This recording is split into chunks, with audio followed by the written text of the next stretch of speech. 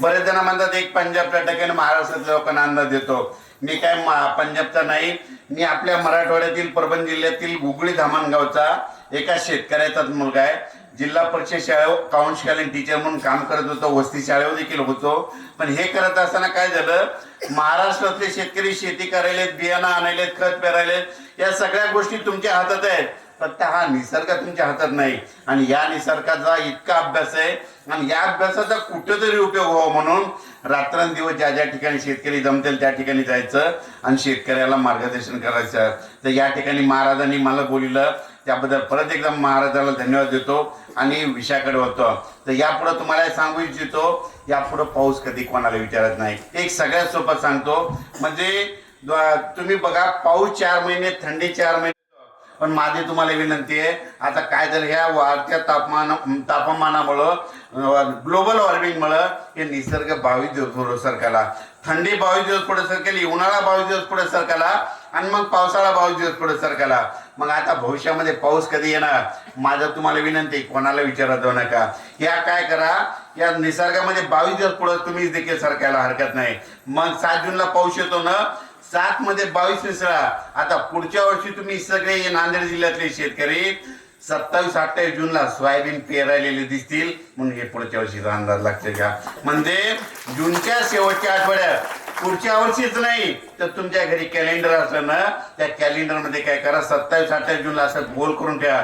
लगेच कोणी जरी तुम्हाला जून मध्ये अंदाज सांगितलं तर तुम्ही म्हणायचं 27-28 जूनला पाऊस पडणार आहे, आमची पेरणी होणार आहे. ह्या वर्षानुवर्षीचा अंदाज कायमचा तुम्हाला लक्षात घ्या.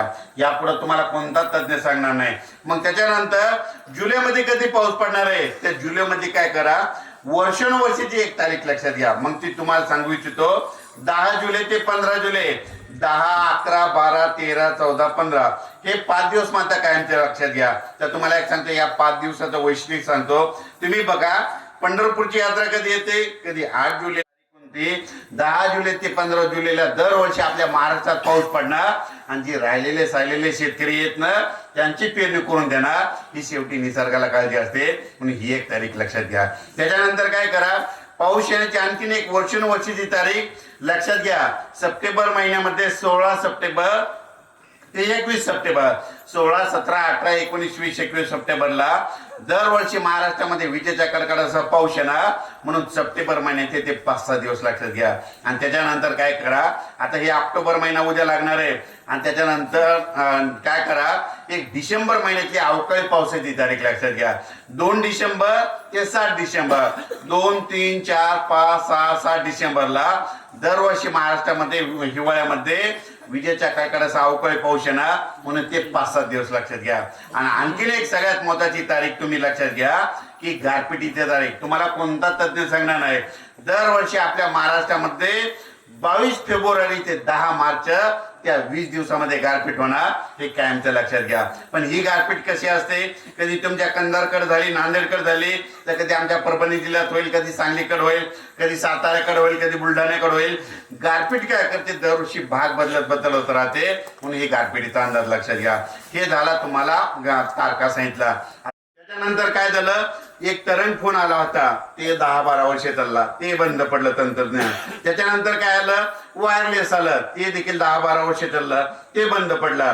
आता हे इंटरनेटचे मोबाईल आले, हे 10-12 वर्ष चालतात आणि हे बंद पडलं. मग हे बंद पडल्याच्या नंतर तुम्हाला पाऊस कोण सांगा, तुम्हाला सांगतो, हे सगळं जरी बंद पडलं ना, निसर्गातला एक प्राणी पक्षी देखील पाऊस आणतो. म्हणून यापुढे काय करा, निसर्गावर जरा अभ्यास करायचा शिका. म्हणजे पुढच्या वर्षी कसा पाऊस पडणार आहे तुम्हाला सांगतो, कोणालाच विचारायचं नाही, मला देखील नाही. तर तुम्हाला सांगतो, रामफळाचं झाड कोणाकडे आहे का, आहे ना? तुम्ही बघा, या वर्षी म्हणजे गेल्या वर्षी तुमच्या रामफळाच्या झाडाला रामफळच नव्हते लागले ना, गेल्या 8-2 वर्षी देखील नव्हते लागले, मात्र 3 वर्षापूर्वी खूप लागले होते. आता यापूर्वी एक लक्षात घ्या, ते रामफळाचं झाड तुम्हाला पाऊस सांगतात. रामफळाच्या झाडाला खूप रामफळ लागले, ते रामफळाचं झाड म्हणजे शेतकऱ्यांनो, यावर्षी पाऊस कमी पडणार आहे, दुष्काळ पडणार आहे असं अंदाज ते रामफळाचं झाड देतात. तुम्ही बघा, यावर्षी रामफळ लागलेच नव्हते, मग त्यानं पाऊस जास्त पडणार आहे म्हणून असं सांगितलं. आणि यावर्षी बघा, आता उन्हाळ्यामध्ये तुमच्याकडे रामफळाचं झाड आहे ना, ते रामफळाचं झाड वाकून जाईल. रामफळाचं झाड वाकून गेलं, खूप रामफळ लागले, तुम्ही म्हणायचं दुष्काळ पडणार आहे असा अंदाज ते झाड देखील देईल. त्याच्यानंतर परत सांगतो पाऊस येईल कसा ओळखायचा. काय करायचं, पूर्व दिशा यायचं ना, पाऊस विचारायचा नाही, लगेच तुमच्याकडे मोबाईल आहे त्याचा फोटो काढून ठेवायचा. तांबडा आभाळ झाला की आपण म्हणायचं 3 दिवसात पाऊस येणार आहे, म्हणून हे एक पाऊस यायचं कारण लक्षायचा. मग ते तांबडा आभाळ काय असतं, ते वरुण राजाचं बी असतं, कोणतं बी पेरल्याच्या नंतर 3 दिवसाला उगवतं, मग ते एक पाऊस यायचं कारण लक्षायचं. परत सांगतो पाऊस येईल कसा ओळखायचा. आपल्या घरी अशी लाईट असतात, आपल्या घरच्या लाईटवर ट्यूबवर पावसाळ्यामध्ये किडे आले, पाकोळे आले, आपण म्हणायचं 3 दिवसाला पाऊस येणार आहे, मग हे एक पाऊशीचं कारण लक्षायचं. 2 दिवसापूर्वी बघा खूप किडे आले होते, मग तुम्हाला अंदाज कोणी दिला, त्या लाईटवरच्या किड्यांना. त्याच्यानंतर सगळ्यात सोपं सांगतो की पाऊस येईल कसा ओळखायचा. योगायोगाने आता दीपावली झाली, तुमच्या गावामध्ये दीपावलीच्या अगोदर तुमच्या गावातल्या मंदिरामध्ये काय असतं, दीपावलीच्या अगोदर तुमच्या गावातल्या मंदिरामध्ये पहाटे 4 वाजता उठून भजनकरी मंडळी काय करतात, मध्ये असं लाऊडस्पीकर लावून तिथं काकड्याचे अभंग म्हणतात. तुमच्या गावच्या दीपावलीच्या अगोदरच्या काकड्याच्या लाऊडस्पीकरच्या अभंगाचा आवाज बाजूच्या गावच्या लोकांना गेला की त्यांनी म्हणायचं 3 दिवसात पाऊस येणार आहे, म्हणून हे पाऊस यायचं कारण लक्षायचं. परत सांगतो पाऊस येईल कसा ओळखायचा. काय करायचं, तुम्ही शेतामध्ये काम करत असताना, कांदे करत असताना, कापूस वेचणी करत असताना पावसाळ्यामध्ये दररोज आकाशामधून विमान जातात, त्या विमानाचा आवाज तुम्हाला कधीच येत नाही, पण पावसाळ्यामध्ये तुम्ही शेतामध्ये गेल्याच्या नंतर, गच्ची उभारल्याच्या नंतर विमानाचे आवाज येऊ लागले, आपण म्हणायचं 3 दिवसात पाऊस येणार आहे, म्हणून हे पाऊस यायचं कारण लक्षायचं. आणखीन परत सांगतो, निसर्गामध्ये अशा काही गोष्टी आहेत, निसर्गातले प्राणी पक्षी देखील पाऊस सांगतात. एक असं झाड आहे ते तुम्हाला दुष्काळ पडणार म्हणून सांगतं. झाड कुठं दुष्काळ पडणार म्हणून सांगतंय का, पण सांगतंय. त्या झाडाचं नाव सांगतो. बिब्याच्या झाडाला खूप फुलं लागले, बिब्याच्या झाडामध्ये शेतकऱ्यांनो यावर्षी दुष्काळ पडणार आहे असा अंदाज ते बिब्याचं झाड देतात. त्याच्यानंतर काय करायचं, आणखीन एक तारीख लक्षात घ्या. 11 जूनला दुपारी 12 वाजता आकाशात वरती बघायचं.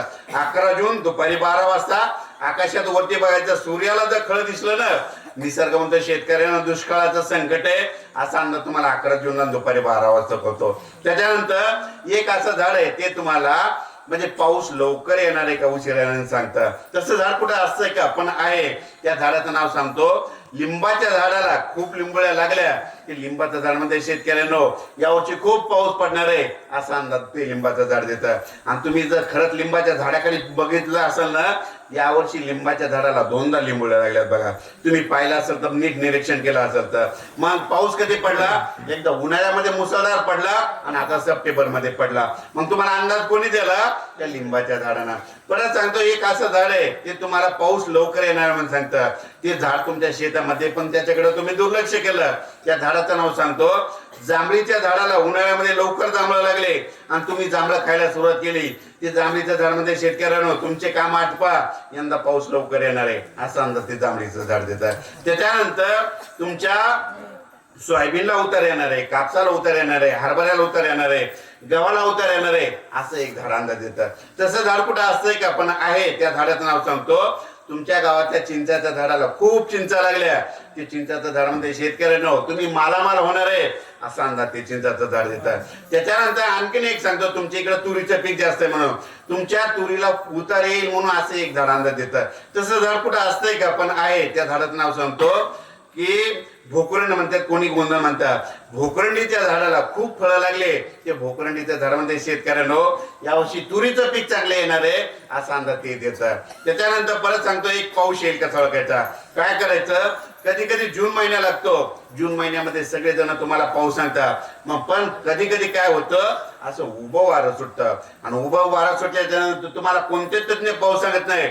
अशा वेळेस पाऊस कोणाला विचारायचा, माझं म्हणणं कोणाला विचारत नाही. काय करायचं, मग उन्हाळा म्हणजे जून महिन्यामध्ये उभं वारं सुटलं, मग हे जे झाड आहेत ना त्या झाडावर चिमण्या बसलेल्या असतात. त्या चिमण्या काय करतात, ज्या ज्या ठिकाणी धूळ आहे त्या धुळीमध्ये मातीमध्ये चिमण्या आंघोळ करतात. चिमण्यानं जर मातीनं आंघोळ केलेली पाहिली, 4 दिवसाला पाऊस येतो, म्हणून हे एक पाऊस येतं कारण लक्षात. परत सांगतो पाऊस येईल कसा ओळखायचा. काय करायचं, एक असं झाड आहे ते तुम्हाला दुष्काळ पडणार म्हणून सांगतं. झाड कुठं दुष्काळ पडणार आहे म्हणून सांगते का, पण सांगतंय. तुम्ही बघा 1980-85 ला आपले आजोबा पंजोबा होते, त्यांना अंदाज देणारं कोणी होतं का, कोणी नव्हतं. मग त्यांना अंदाज देणारं एक झाड होतं आणि ते आता तुमच्या शेतामध्ये, पण त्याच्याकडे तुम्ही दुर्लक्ष केलं. त्या झाडाचं नाव सांगतो. गावरान आंबा आपल्या शेतकऱ्याला 1 वर्ष